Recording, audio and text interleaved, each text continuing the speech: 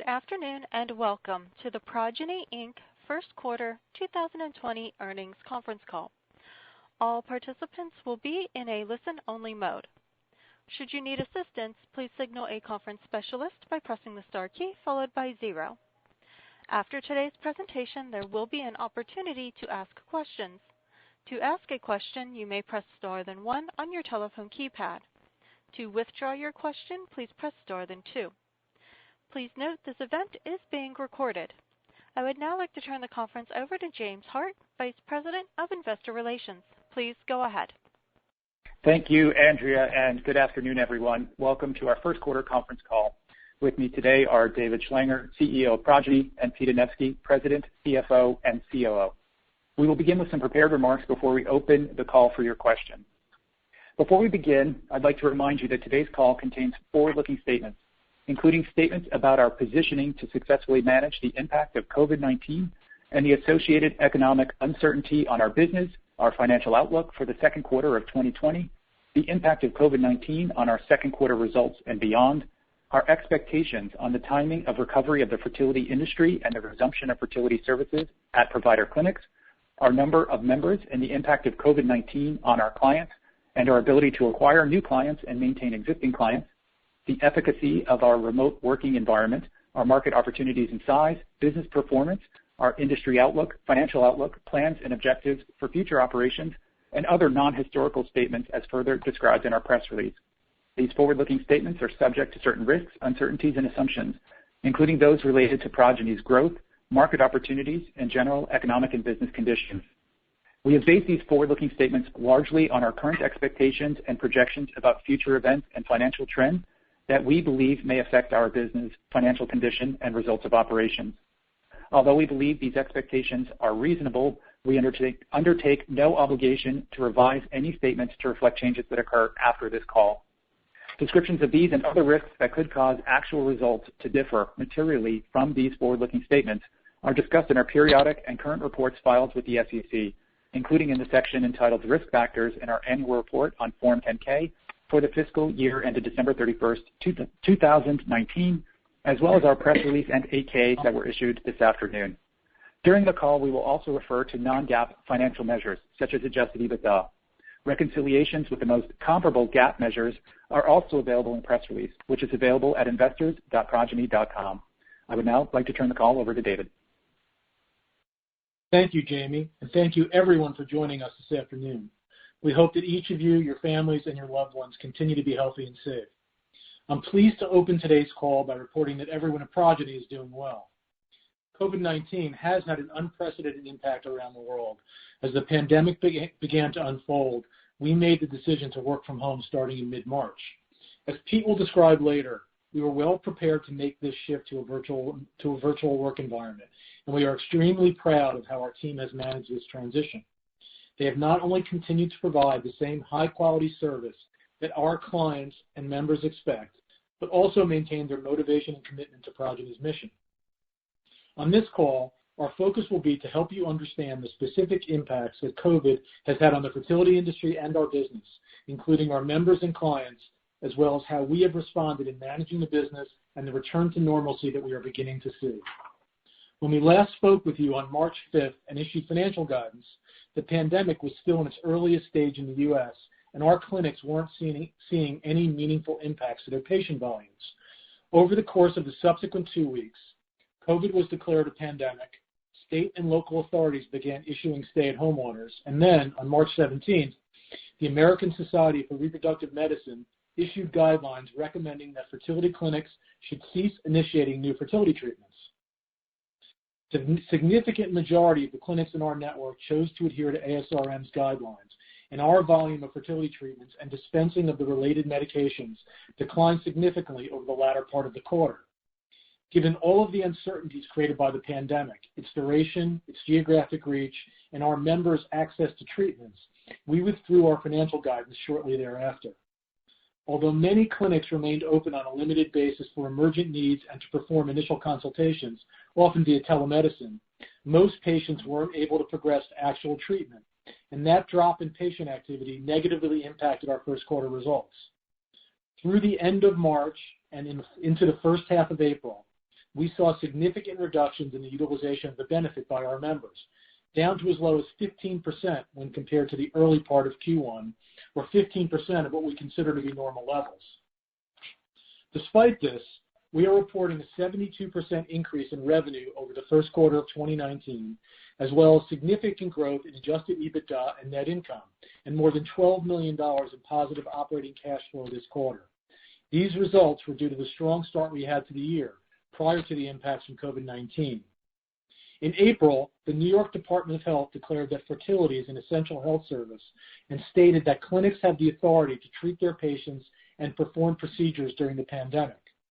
Then on April 24th, ASRM updated its guidelines, which were reaffirmed on May 11th, advising that practices could reopen for all procedures so long as it could be done in a measured way that is safe for patients and staff. Fortunately, many clinics had already begun preparing new protocols to address patient and staff safety, such as reducing the number of people in the clinic at any one time, screening patients before each appointment, and requiring that patients wear a mask and that PPE be used by clinical staff. Most clinics have published their safety protocols on their websites for patients' convenience. These preparations have put fertility clinics in a stronger position to open sooner rather than later with all of their services. Over the last few weeks, we are already seeing week-to-week acceleration in the volume of patient appointments and medication dispensing. This acceleration of member activity demonstrates that members are anxious to return to treatment and is evidence that the pause in treatment they endured hasn't dimmed their desire to achieve their family-building goals. By the end of June, we expect to see all of our network clinics open and providing their full range of services, and patient volumes should continue their ramp-up as members feel more and more comfortable with the safety protocols established by their clinic of choice, though it is still too early at this point to know when member utilization will return to normal levels. For our members, waiting for treatment has added a significant amount of stress to a journey that is already enormously challenging for many people, and Progyny has been there to help support them. Our patient care advocates have been in frequent contact with their members and have been providing emotional support and guidance, including around the issues of how COVID could impact their unique treatment journeys. We've held webinars on mental health and wellness and on helping members understand how to effectively use telemedicine to start a fertility journey. These events have had very strong turnouts, which is another positive indicator of how eager our members are to resume their treatment journeys. We've been able to provide this high level of support because, despite the drop in volumes and revenue, we made the decision to keep the full Progyny team intact. We did this with the belief that the disruption to our industry will be shorter than it will be for many other industries, and because we felt it was important to preserve the talented organization and unique culture we have built, and to continue to be there for our members during what we knew would be an especially trying period. Our member satisfaction scores have continued to trend at or above the levels they were prior to the pandemic, showing that our members have been appreciative of our efforts. We've also been there for our providers. We've been in frequent contact with our network physicians through both direct conversations as well as through surveys.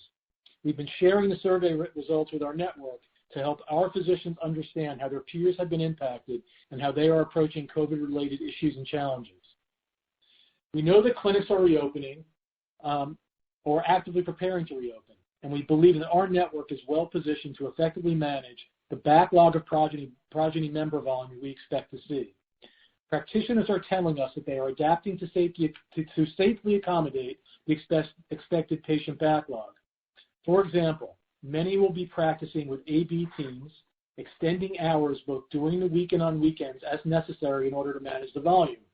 In addition, many are leveraging telemedicine and, in some cases, condensing the typical multiple office visits for consultations into a single office visit. In addition, for some of the largest clinics on the East Coast and West Coast, medical tourism has been a meaningful portion of their practice volume, specifically from patients traveling from Europe or Asia. As travel restrictions remain in effect and medical tourism remains curtailed, this will create additional capacity at these clinics to manage their backlog of U.S. patients. As we are beginning to see clinics reopen and members re-engage, we believe fertility will be on the leading edge of the recovery relative to other areas of the economy. As it relates to the overall economy, I'd like to spend a moment discussing how COVID has impacted Progyny's employer clients. We have all seen the unprecedented job losses and unemployment claims reported in the news.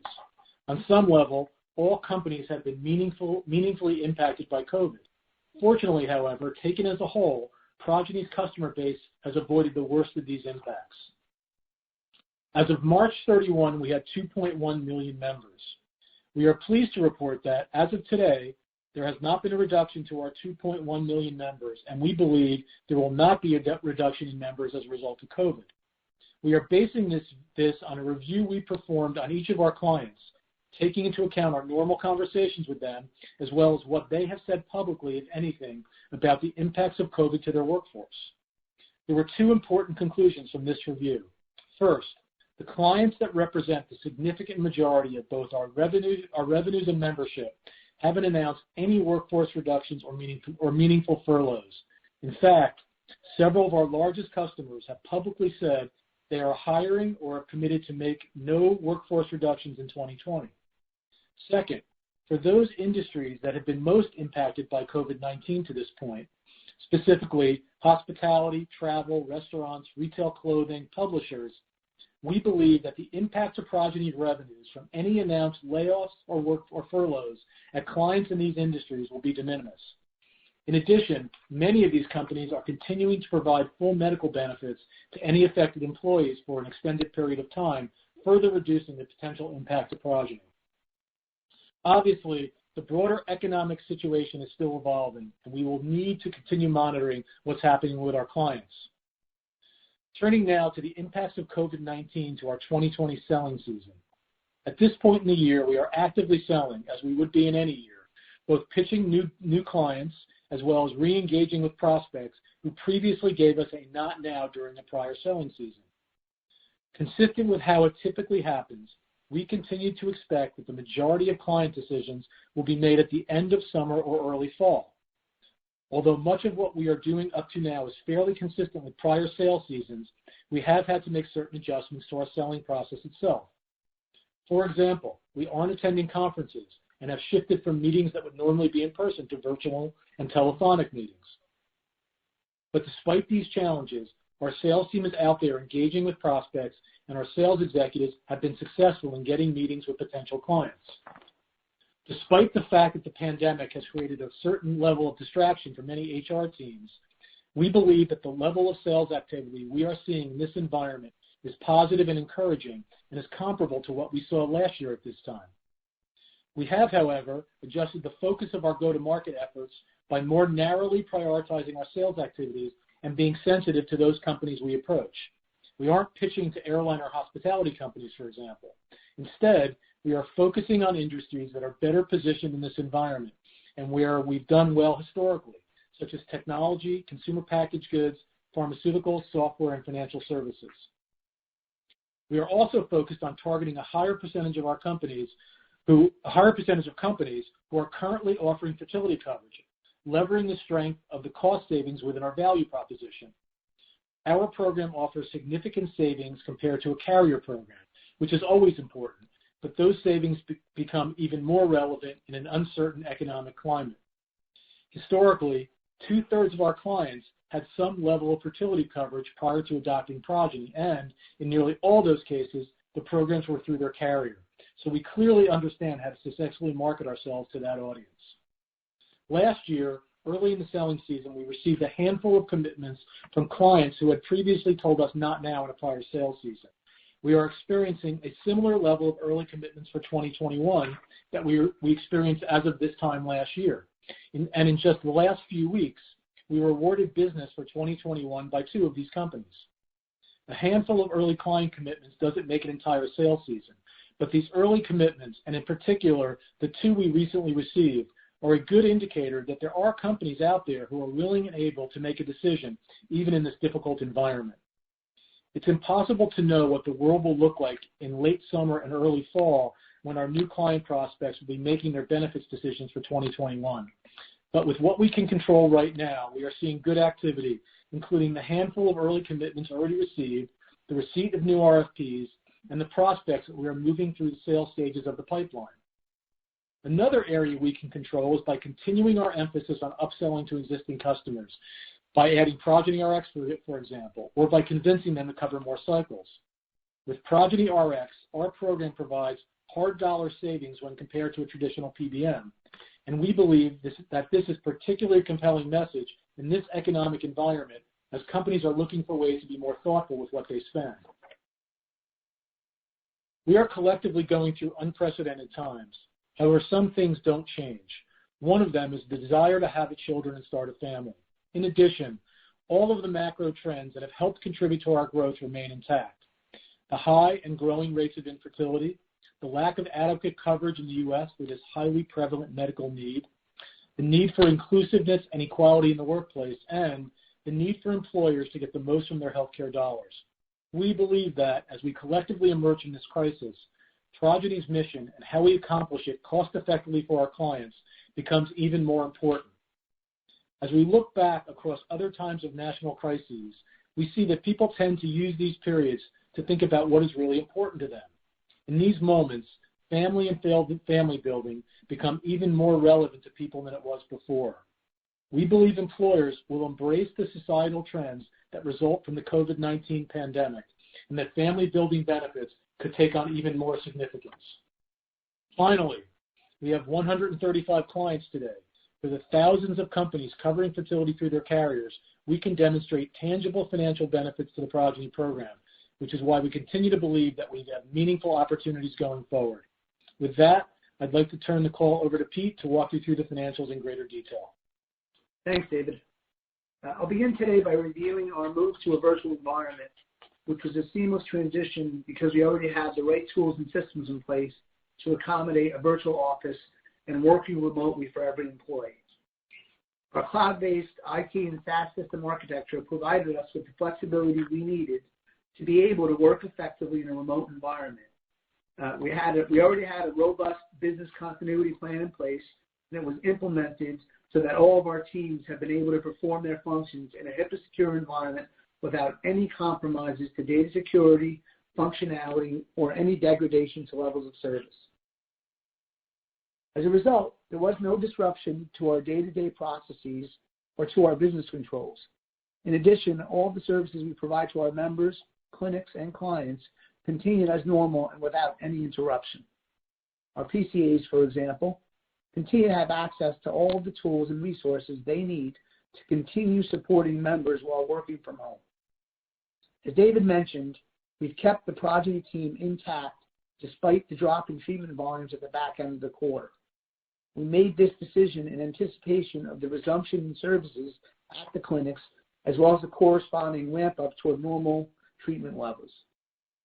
As that ramp happens, our care management teams will be ready to support our members and the clinics. We had the flexibility to make this decision given the strength of our balance sheet. As of March 31st, we had $91.6 million of cash, an increase of $11.3 million for our balance sheet at December 31st, and total working capital of approximately $103 million with no debt. Because of our substantial cash balance, our near-term positive cash flow, zero debt, and an untapped $15 million credit facility, we have full confidence in our ability to manage through any temporary disruption to our business during this period. The significant majority of our expenses are variable in conjunction with treatment volumes. We don't incur any clinical lab costs without treatments, and there are no minimum guarantee payments in either our provider or specialty pharmacy networks. Within cost of services, the only portion that isn't 100% variable is employee-related costs for our care management functions, the PCAs, provider relations, and provider account management teams. Across the organization, we're taking prudent actions to manage our costs where it makes sense to do so. We're deferring expenses where it won't have a meaningful impact in running the business. We're continuing to hire and are reviewing open positions to see what roles need to be filled now versus those roles that could be deferred until later in the year. We have significantly reduced travel expenses and are being disciplined with all discretionary costs across the organization. Turning now to the results for the quarter, we were on track to deliver a strong first quarter, both from a financial perspective as well as in the number of treatments performed prior to the impact of COVID-19 on our business. I'll walk you through the highlights, but please keep in mind that comparisons to prior year do not reflect our potential given the dramatic reduction in volumes due to COVID-19 that we saw toward the end of the quarter. We generated $81 million in revenue, an increase of 72% when compared to $47.2 million in the first quarter last year. We had 132 clients at the end of the quarter and approximately 2.1 million members at March 31st versus 78 clients and approximately 1 million members the same time last year.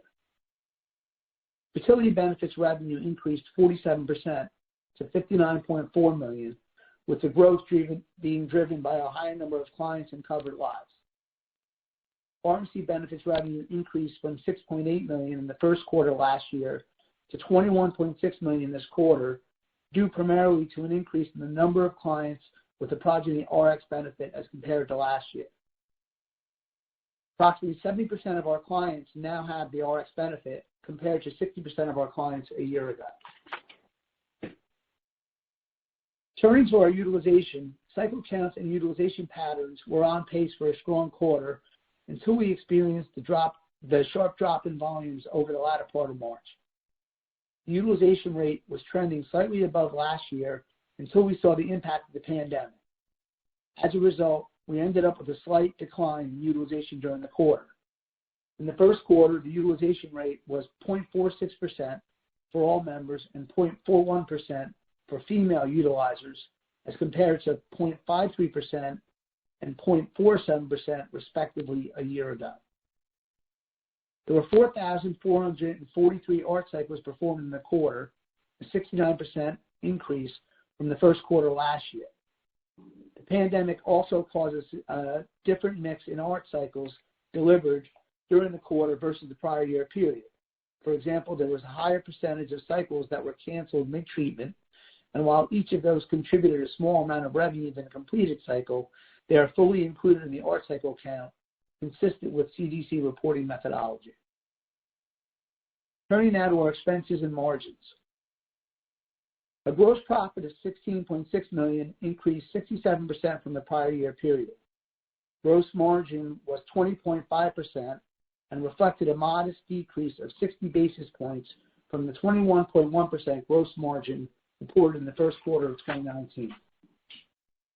The slight decline was primarily due to our decision to maintain our care management functions during the pause in treatments caused by COVID-19. Sales and marketing was 4% of revenue in the first quarter, reflecting an improvement of approximately 100 basis points as compared to the first quarter last year. We continue to see economies of scale in sales and marketing, given our nearly 100% client retention rate, as well as greater efficiencies in our operations. G&A this quarter was 11.7% of revenue, an increase of 210 basis points from the year-ago quarter, due primarily to the $1.7 million in additional costs associated with operating as a public company. Adjusted EBITDA of $7.1 million this quarter increased 64% from the $4.4 million reported in the first quarter last year. Our adjusted EBITDA margin of 8.8% this quarter reflects a slight decrease of 40 basis points from the 9.2% margin in the prior year period.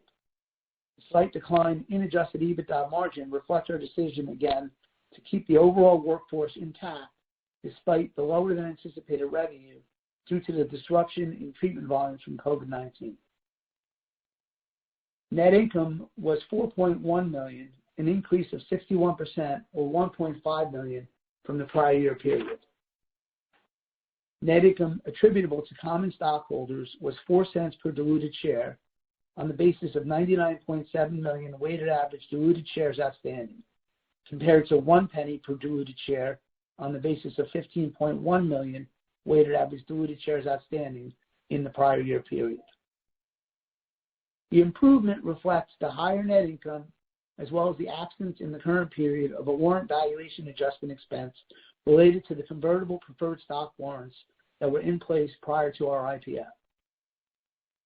Despite the impact COVID had to our volumes in the first quarter, we generated positive operating cash flow of $12.1 million, which compared to operating cash use of $6.2 million in the prior year period.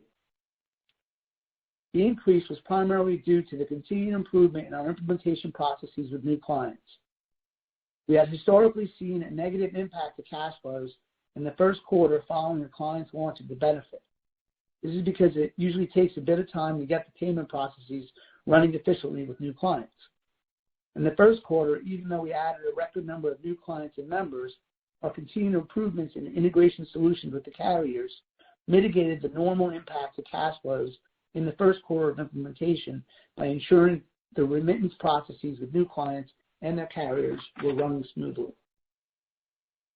Cash flow this quarter was also favorably impacted by the timing of items we highlighted for you last quarter, which amounted to approximately $6.7 million and included payments to providers and collections of our rebate receivables. Turning to our expectations going forward, for all the reasons David discussed, we believe the fertility industry will recover more quickly relative to other areas of the economy that have been negatively affected by COVID-19. Based on the member and clinic activity we are currently seeing, we are comfortable that our minimum second quarter results will be at least $45 million in revenue, $4.2 million in net loss, and an adjusted loss before interest, taxes, depreciation, and amortization of $1.3 million. However, although we are encouraged by the acceleration in the volume of appointments we are seeing, significant uncertainty remains as to the timing of the resumption of services at our network clinics, as well as how long it will take both clinics and patients to return to normal practice volumes and member utilization levels. As a result, we aren't in a position to provide annual financial guidance at this time. I'll close with how we think about coming out of this situation even stronger as an organization. During this period, we have deepened our relationships with the clinics in our network by helping them understand what's happening across the industry. We have strengthened our relationships with our clients by being there for their employees during an uncertain and stressful time. We have supported our members by helping them manage the stress and uncertainty in this unprecedented situation. We continue to believe that all the macro forces that have been driving our success remain in place. People will come away from the pandemic realizing that family building is even more important to them than it may have already been. Our superior outcomes and best-in-class member experience let our clients measure the return they are getting, both in terms of the hard dollar cost savings we generate, as well as the higher employee satisfaction and retention. Our primary competitors, which are the carriers, are likely to be even more focused on their core business and less focused in retooling their practices to address fertility in the way that we do. And despite the impact of this pandemic, we are well capitalized. Because of our business model, we aren't significantly impacted from a cash flow perspective, and we have, in fact, remained cash flow positive. As a result, we believe we are well positioned to successfully manage the impact of the pandemic on our business. With that, we'd like to open up the call for questions. Operator, can you please open up the call? We will now begin the question and answer session. To ask a question, you may press star then one on your telephone keypad. If you are using a speakerphone, please pick up your handset before pressing the keys. To withdraw your question, please press star then two. At this time, we will pause momentarily to assemble our roster.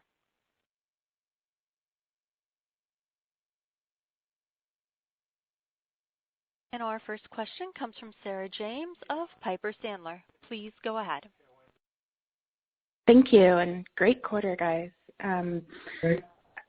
I'm really encouraged by the conversations that you're having with new customers and the pipeline growth that you're seeing.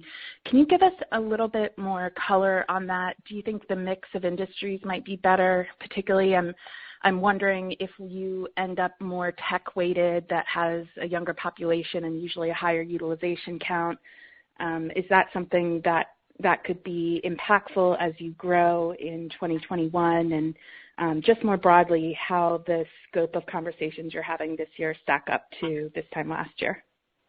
Hi, Sarah. It's David. As we said on the call, we are having a lot of very positive conversations. And the good news is that we've been diversifying our customer base across industries for the last several years. And even in this very unusual situation.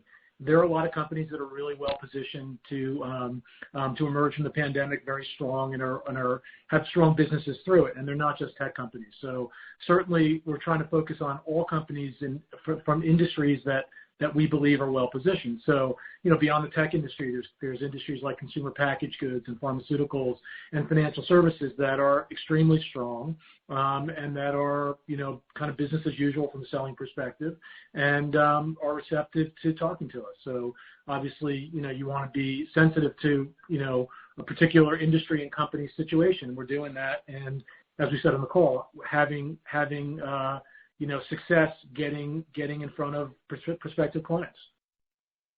Great. And the clarity that you gave on the trough in March at 15% was helpful. And then you said it's been improving week by week. Where do you guys stand now compared to normal this time of year? Well, it's a difficult number to put out there, and I'm not going to for one reason. We've seen 3 sequential weeks of, double-digit growth off of that trough, and it's been continuing. But sort of the latest week, if I just gave you that number, sort of doesn't make a trend, right? But we have our expectations in terms of Q2 and sort of the minimum number that we put out factors in, a reasonable expectation of a continued acceleration, not at that same rate, but a reasonable expectation that we're real comfortable with based on sort of all the things that we're seeing, be it prescribing and dispensing, be it scheduled appointments, be it call activity, et cetera. And so I think that's probably the most responsible answer I can give you relative to details on what we're seeing. Yeah, the only thing I'd add, Sarah, is that it's obvious by what we're seeing, and as we said in the prepared remarks, that our members are anxious to get back into treatment. Their physicians are anxious to get their practices opened, and both those things are happening simultaneously, and that's all driving that acceleration in member activity. So they're all good signs, given what's happening in other areas of the economy. Thank you. Our next question comes from Anne Samuel of J.P. Morgan. Please go ahead. Hi, guys. Thanks for taking the question. I was wondering maybe if you could touch a little bit on what your providers are seeing in terms of patient apprehension about coming back into the office, and how quickly do you think that the providers can work through that backlog of volumes and maybe what that means for cadence in the back half of the year? Thanks. Yeah. So I'll take the second part of the question first in terms of capacity. We had, some of our comments addressed clinic capacity just in general, right? So one of the things that create capacity for U.S. patients and Progyny members is the fact that, a good percentage of volume in our business, not dissimilar to sort of where U.S. population resides, is East and West Coast.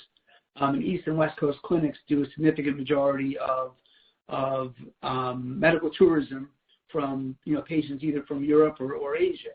And that volume for some clinics is 20-30%, so not insignificant.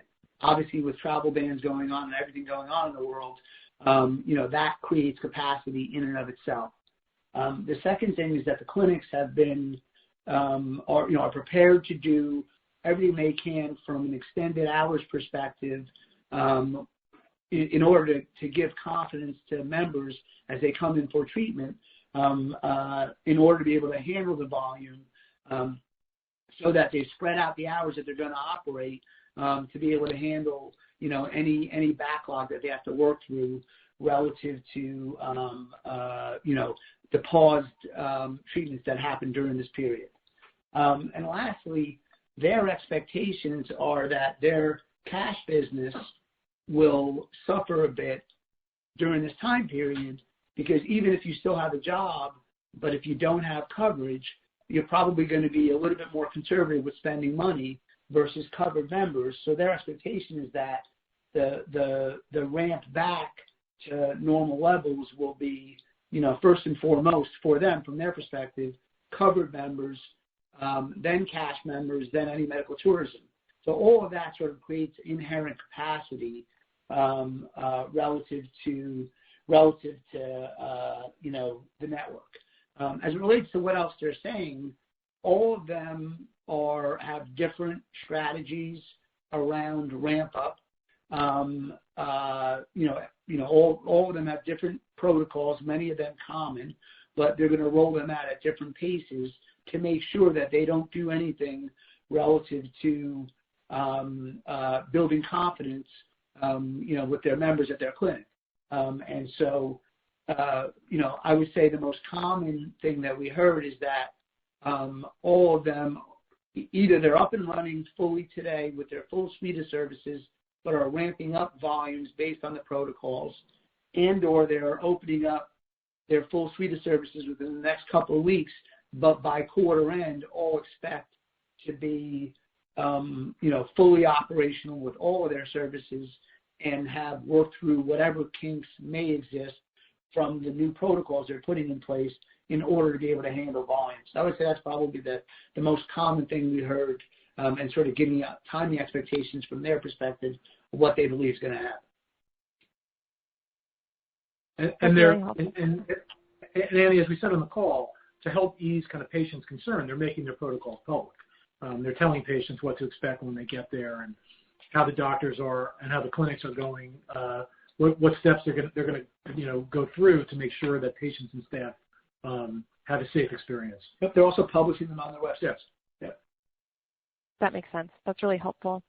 And then I guess, on the expenses side, how should we be thinking about, how much of your expenses are variable? You talked about kind of holding the line on, some of your expenses that you're prepared for the recovery in volumes. But, as your revenue comes down, how much of that is variable to serve as an offset? You could probably impute it, right? If you think about what we put out for a minimum for Q2, it's almost break even on an EBITDA perspective. At a $45 million revenue line, our historical gross margin obviously is going to come down a little bit relative to this level of revenues. So you could probably impute it. We don't break the number out and haven't, but at the end of the day, I think what we thought was a meaningful data point was putting out essentially what is break-even revenue for us, which is coincidentally what we are looking at for Q2. Great. Thanks very much, guys. Our next question comes from Michael Cherny of Bank of America. Please go ahead. Good afternoon. Thanks for all the color so far. I want to go back a bit to some of the comments you made about utilization and ramping capacity. One of the things that I'm curious about and dive a little deeper is, can you talk through some of the activities, not just from a time perspective and how long they're open, but, are there any hindrances or barriers that your fertility network providers have to worry about? We constantly hear about the lack of PPE available for professionals, for patients. Are any of those in place? And is there anything you can do, sitting on your side, to help them as they think about re-ramping their practices beyond just helping them manage the patient flow? Yeah. There aren't any concerns around PPE, so I'll start with that. And we've talked to many and surveyed, all of our largest clinics around the country, and so there isn't concern as it relates to keeping their employees safe and their staff safe as they're providing treatment and having the equipment to do that. So that's the first thing. They're not concerned around restrictions as it relates to supplies of any kind. They're simply concerned around making sure, which is why they're ramping it slowly from a patient volume perspective. They have a demand. They're telling us they have demand, but they're scheduling it slowly. They're more concerned about making sure that their staff has operationalized all the safety protocols that they're putting in place and ensuring that those run smoothly before they continue to schedule more and more patients. Is sort of basically what they're telling us as a limitation short term that they believe as they operationalize and work through these protocols, will create more capacity. It's in their control is how they do it. Thanks, Pete. And then just one other question. I think you did a great job highlighting your strong liquidity cash position. I know in the past you've talked about evaluating M&A and other potential services you could look to bring into the fold.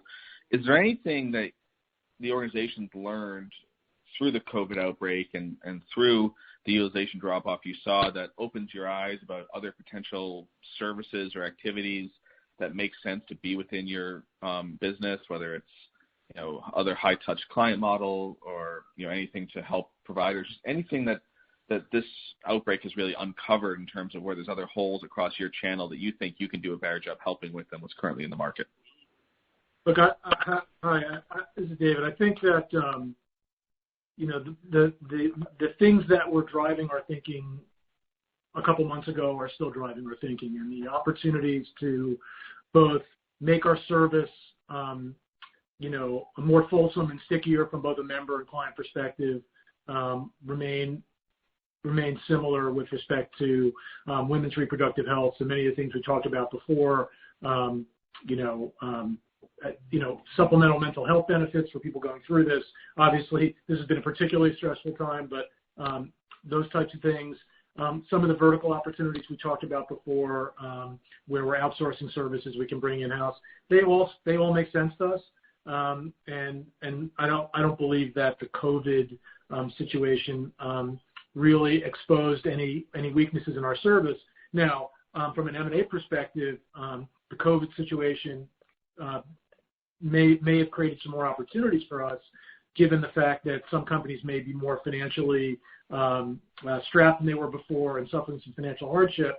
There may be some assets on the market that, from a valuation perspective, might start making more sense. So that's kind of how we're looking at enhanced M&A opportunities.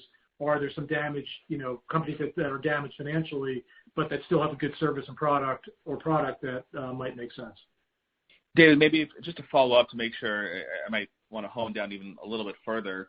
The whole world appears to be moving to some type of virtual care and telemedicine. Your patient care advocates have long been at the forefront of that.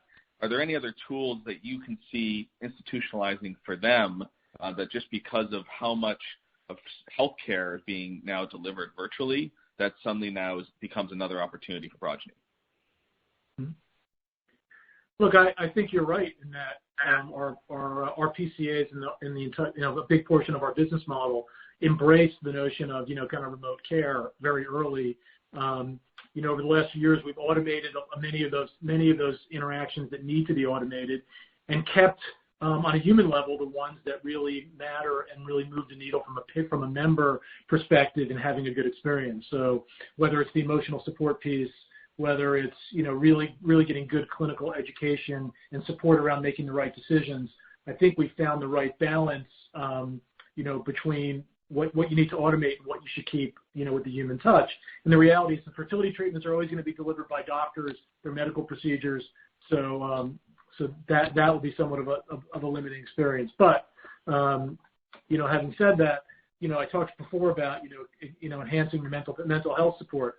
You could, we certainly, as we think about that, think about telemedicine and telemedicine platforms to do that. So I don't know if that answers your question, Mike, or not.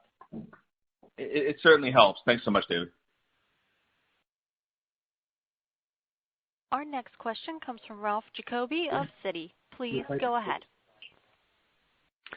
Thanks. Good afternoon. So it sounds like expectations for clinics in your network to be up and running for the end of June. I was hoping you could just give us some sense or, rough ballpark of what percentage of the clinics are sort of open and available to see patients today. Just wondering how much of a ramp from where we are today to get to sort of full by the end of June. They're all open and available. They're just not open and available with the full suite of service, right? So many of them were open and available, early in April and up until now, basically doing telemedicine consults.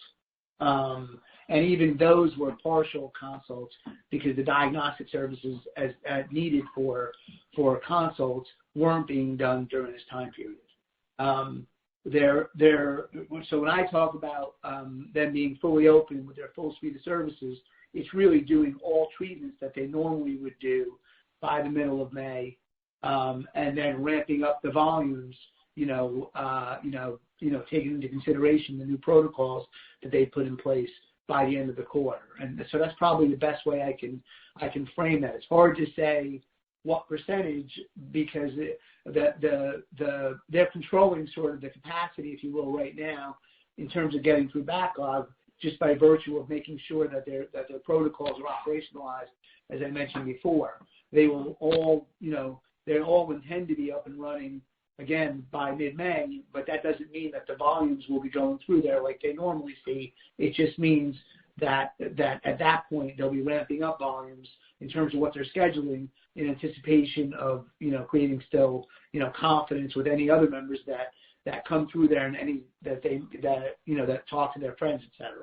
And so that's probably the best way to think about it. But in terms of being open, all of them are going to be expect to be open with a full set of services by the middle of May. But that doesn't mean the volumes will be there, and that's really the important part that we're trying to make sure that everybody understands.